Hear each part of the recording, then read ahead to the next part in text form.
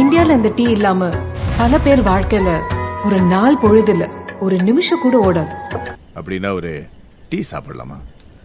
இந்த உலகத்திலேயே best tea மலை டீ.